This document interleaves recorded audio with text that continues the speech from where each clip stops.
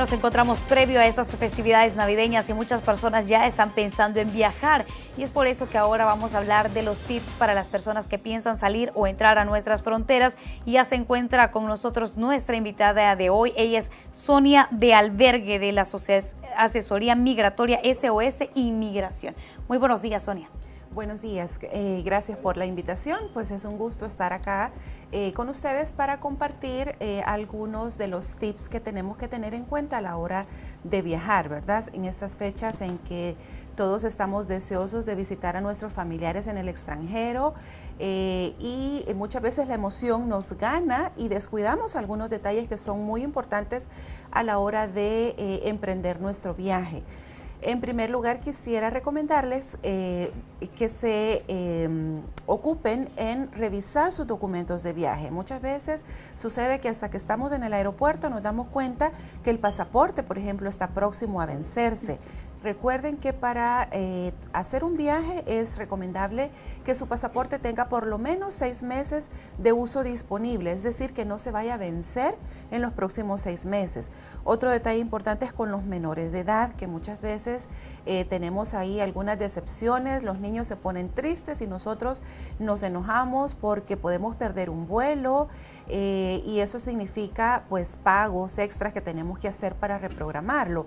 Con los menores de edad, recuerden que si no están viajando con papá y mamá, el padre que no viaja debe autorizar la salida del menor a través de un acta notarial, un documento que tiene que elaborar ante un abogado y notario. Y lo más recomendable en estos casos es pasar por la Dirección General de Migración para que nos revisen ese documento antes de ir al aeropuerto, antes del día de viaje. ¿Qué pasa en el caso de los menores de edad que su padre o madre de familia está fuera del territorio salvadoreño y que sobre ellos, por ejemplo, pueda pesar incluso, por citar un ejemplo, una demanda ante la Procuraduría General de la República? ¿Qué pasa en este caso? ¿Qué es lo que deben de hacer las personas para poder sacar a un menor?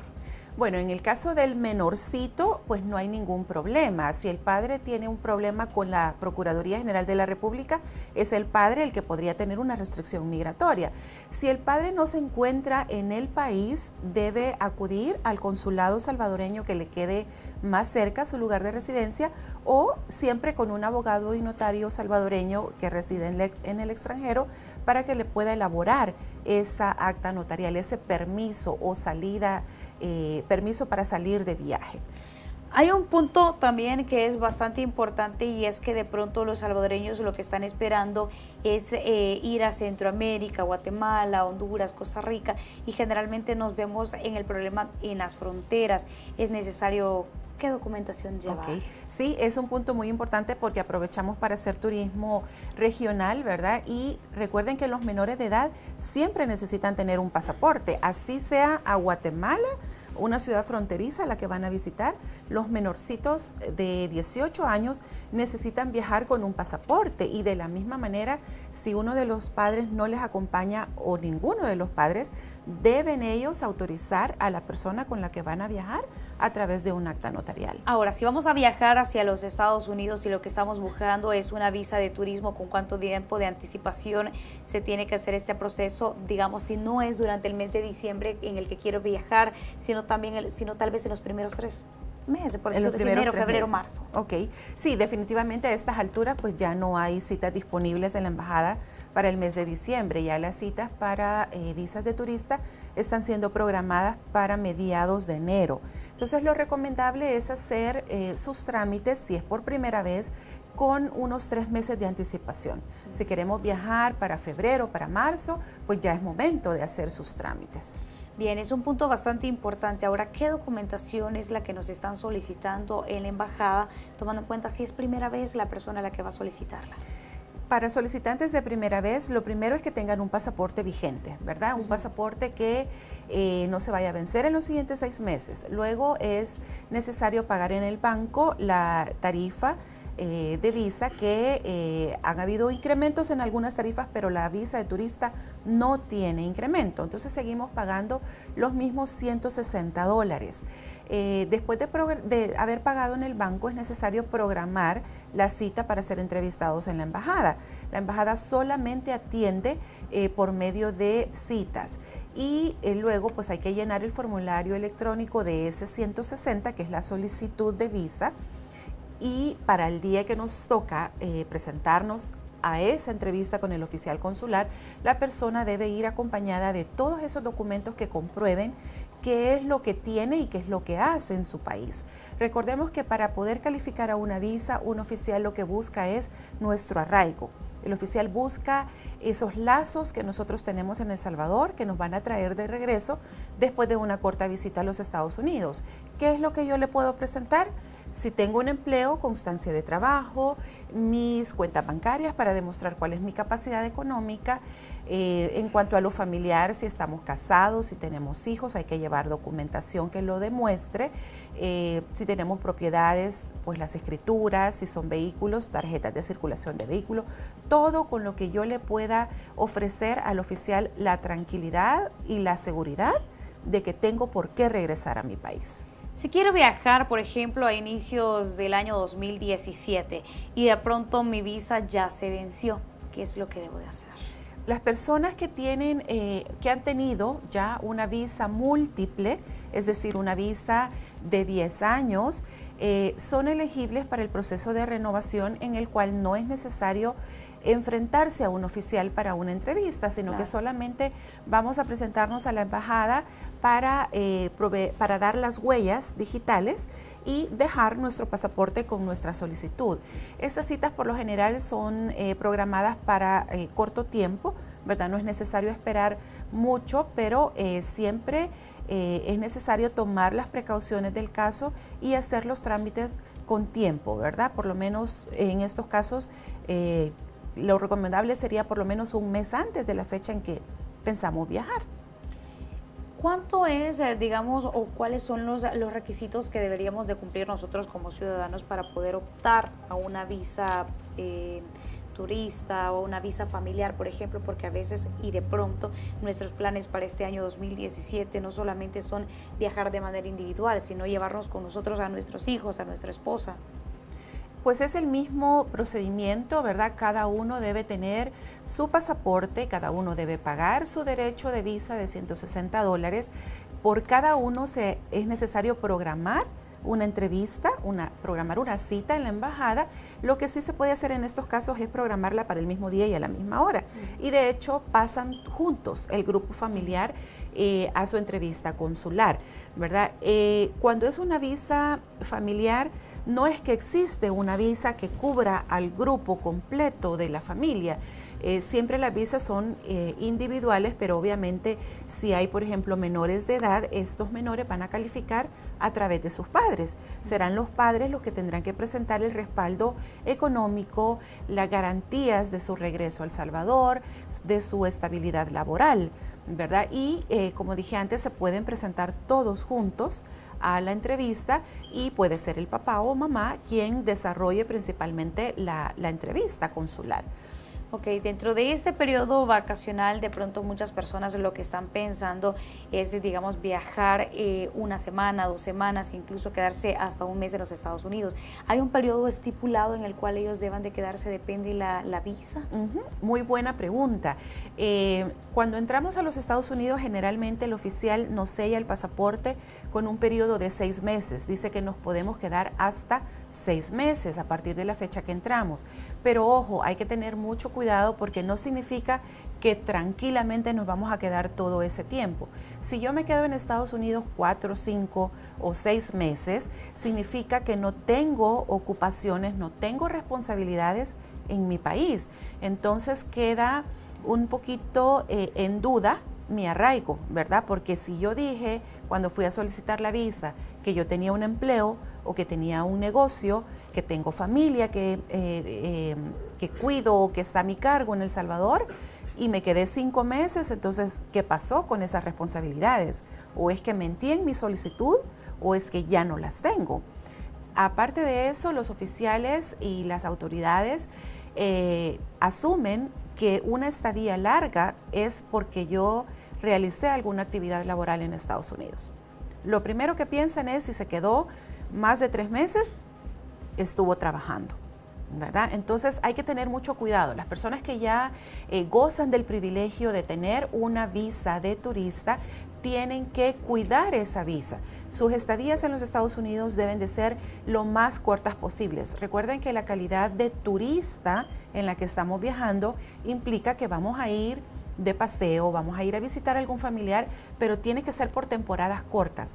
Mi recomendación es no excederse de 3 semanas, por ejemplo, en un viaje, aunque hay algunos casos en que pueden tomar un poquito más de tiempo, por ejemplo, los menores de edad que viajan en su periodo de vacación escolar, que puede ser una vacación de 1 mes y medio, de 2 meses, o las personas tal vez de tercera edad que ya no tienen muchas responsabilidades en su lugar de origen, pueden extenderse un poquito más, pero nunca les recomiendo a nadie quedarse más de 3 meses en los Estados Unidos, porque eso puede significar que en su próxima entrada un oficial cuestione lo que la persona estuvo haciendo en su viaje anterior e inclusive le puedan cancelar su visa de turista y mandarlo de regreso.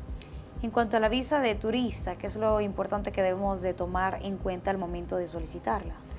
El arraigo, ¿verdad? Eso es lo clave. Puede que no tenga yo mucho saldo en una cuenta bancaria, pero si yo tengo responsabilidades fuertes en mi país, ¿verdad? Y el oficial confía en mi intención de regresar, me va a otorgar esa visa de turista. Esa es la clave, demostrar al oficial que tenemos toda la intención de regresar a nuestro país de origen y que el propósito que tenemos para viajar a Estados Unidos es un propósito de corta duración, ¿verdad? Que no voy a ir a buscar un trabajo, que no voy a ir a obtener dinero de mis familiares allá, sino que voy a ir específicamente a tomar un tiempo de descanso, a visitar a la familia o a descansar simplemente, ¿verdad? Bien, llegamos a las 9:16. Vamos a hacer una breve pausa en este segmento de la entrevista. Estamos hablando de la asesoría migratoria a esta hora de la mañana con Sonia de Albergue.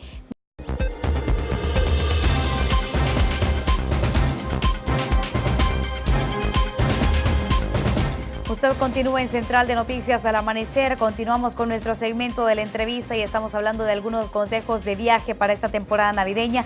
Y continúa con nosotros Sonia de Albergue, es asesora migratoria.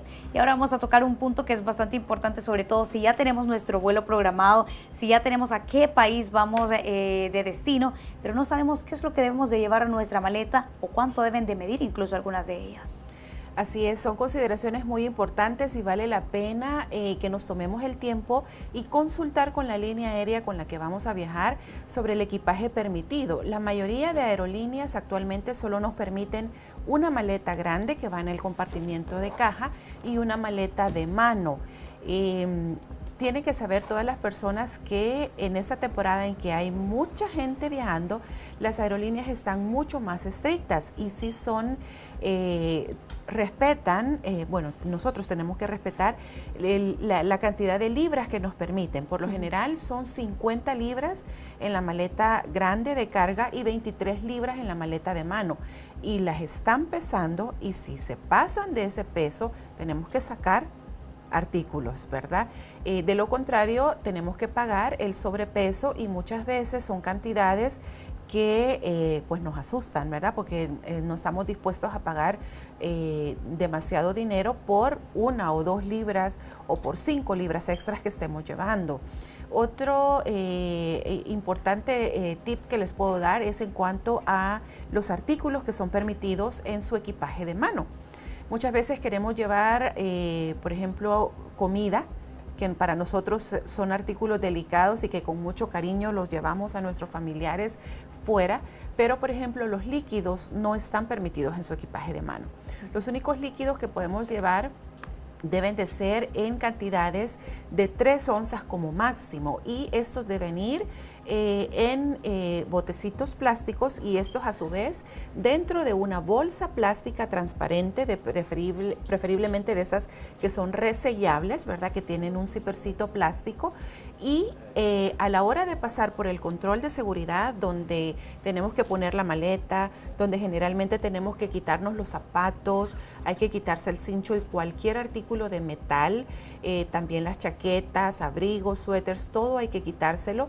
Estos botecitos plásticos, estas bolsitas tenemos que sacarlas, ya sea de la cartera o de la maleta de mano, y ponerlo en las bandejas que tienen dispuestas para poderlas pasar a través de la máquina de rayos X. También las computadoras, laptops, las tablets, todos estos artículos electrónicos hay que sacarlos del equipaje y ponerlos en las bandejas plásticas para que pasen por el control de rayos X. Esto ayuda primero para que no nos pasen a una segunda inspección, que a veces es desagradable, que nos lleven a un ladito y empiecen a revisarnos todo lo que tenemos en la maleta. A veces las llevamos apretaditas y luego ya no las podemos cerrar. Y evita contratiempos. Generalmente las filas que hay en los aeropuertos de Estados Unidos y de Europa para el control de seguridad son largas y son tardadas. Podemos pasar 1 hora y hasta 2 horas en esas filas. Pero si nosotros vamos preparados, sabemos ya qué es lo que podemos y qué es lo que no podemos llevar, y lo que llevamos lo sacamos de nuestro equipaje para que pueda ser revisado sin problema, ayudamos a que estas filas pues avancen más rápidamente. Otra consideración importante que tenemos que tener es a la hora de conectar, de los vuelos que tenemos en conexión. Mi recomendación es que dejemos un mínimo de 3 horas entre un vuelo y otro, precisamente porque estas filas de seguridad son muy largas.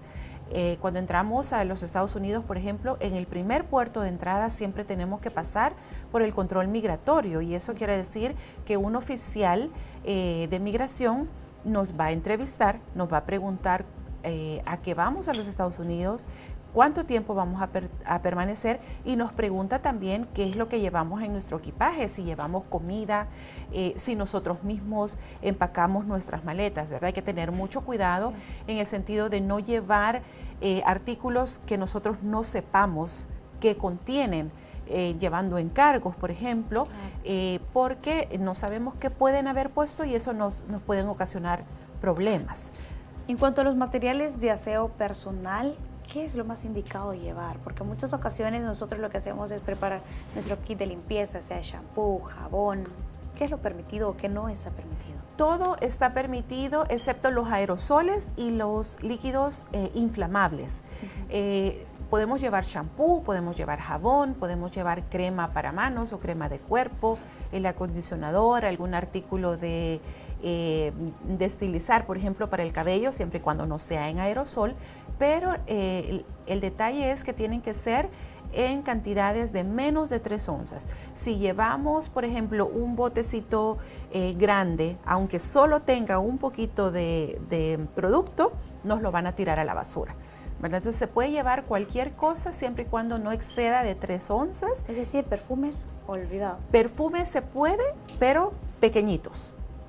Pequeñitos. ¿Y no en spray? Y no en spray. Ningún artículo en spray. No se permite, por ejemplo, para quitar el maquillaje de uñas, quita esmalte, eso no se puede porque se considera inflamable. Alcohol, por ejemplo, no se puede, ¿verdad? Y ningún aerosol. Y en el caso de padecer alguna enfermedad, ¿hay algún tipo de prohibición con respecto a los medicamentos que vamos a ingresar? Los medicamentos que alteran el sistema nervioso es delicado transportarlos a menos que la persona tenga una receta médica. En esos casos, si va acompañado de su receta médica y la cantidad del medicamento es proporcional al tiempo que la persona va a permanecer fuera, no debería de haber problema, pero si podemos evitar llevar ese tipo de medicamentos. Luego, otros medicamentos de venta libre, no hay ningún problema, ¿verdad? O medicamentos que nosotros necesitemos para un padecimiento, por ejemplo, crónico, ¿verdad? Que una presión arterial alta o azúcar, sus medicamentos de uso personal usted los puede llevar, pero asegúrese de llevar algún respaldo y, por ejemplo, que vayan en su empaque original, no llevar pastillas sueltas en una bolsita o en un contenedor plástico, sino que vayan en su empaque original y de preferencia si usted puede acompañarlo de la receta, mucho mejor. Ahora, otro punto que también es importante tomar en cuenta, sobre todo cuando somos personas con cierto padecimiento o algo, es que si en algún momento necesitamos ayuda médica, ¿habrá en esas instancias? Por lo general todos los aeropuertos tienen ese tipo de asistencia, pero no está como tan a la mano, ¿verdad? Si hay una necesidad, pues se activa, se pide ayuda. En estos casos no es recomendable viajar, por ejemplo. Si es una condición muy crítica, pues quizá lo mejor sea quedarse en casa, o una enfermedad en el que la altura o la presión pueda afectarle, porque recordemos que se viaja a altitudes muy elevadas, y la presión también en la cabina de los aviones puede alterar a algunas personas, algunas enfermedades. Entonces lo recomendable es que consulte con su médico antes de hacer un viaje. En el caso de las bebidas embriagantes, porque de pronto esta temporada es muy característica de eso y queremos llevarle, por ejemplo, a nuestros familiares, digamos, bebidas típicas de El Salvador hacia Estados Unidos, por ejemplo, un caso no tan particular, ¿están prohibidas o no? Se puede llevar bebidas alcohólicas, por ejemplo, si están bien empacadas, y hay que ponerlas en la maleta que va en carga, no en la maleta de mano. Aunque yo diga se me puede quebrar, ya queda bajo la responsabilidad de cada quien el embalaje que pueda darle a este producto, ¿verdad? Y debe ir en la maleta de carga, nunca en la maleta de mano. ¿Alguna recomendación extra que se le pueda hacer a la población salvadoreña durante estas festividades si va a salir de nuestras fronteras? Que tengan paciencia en estas épocas, por ejemplo, en Estados Unidos y bueno, en general en la región centroamericana y ahora que hay bajas tarifas hacia Europa, hay mucha gente viajando, los aeropuertos están llenos, todo el mundo quiere llegar lo más pronto posible a su destino y tenemos que colaborar, ¿verdad? Muchas veces nos enojamos por las largas filas o estamos diciendo, mire, yo tengo un vuelo que conectar, déjeme pasar antes. Lo mejor es tomar sus precauciones, llevar, como decíamos, su equipaje, sus productos líquidos bien en su bolsita, en su botecito, como nos lo mandan, y tener paciencia. Muchas veces el hecho de estar con una mala actitud puede provocar que nos manden a una segunda inspección y eso lo que va a hacer es retrasarnos más en el proceso. Así es que hay que armarnos de paciencia, saber que las autoridades están cumpliendo con su tarea, ¿verdad? Que es su obligación revisar y estar pendientes de cualquier cosa que pueda alterar la seguridad de esos países. Entonces, colaboremos, ¿verdad? Mostremos buena actitud, seamos pacientes y tomémonos el tiempo necesario para no andar en carreras que pueden después dificultarnos mucho más el viaje. Compartamos los números telefónicos de SOS Inmigración para toda la población salvadoreña que desea hacer algún tipo de consultas durante este periodo. Claro que sí, nos pueden encontrar en el 2511-3600, también tenemos el 2564-1236 y 2564-1237 y vamos a estar laborando pues en horario normal, no tenemos vacaciones excepto el día de Navidad, el día de Año Nuevo, 24, 25 y el 31 y 1 de enero son los únicos días que descansamos. Estamos para servirles. Muchas gracias, Sonia del Vergue, por su visita acá a Central de Noticias y usted siempre es bienvenida. Gracias. Nosotros vamos a continuar con más información. Bueno, vamos a hacer una pausa comercial y ya regresamos, no nos cambien.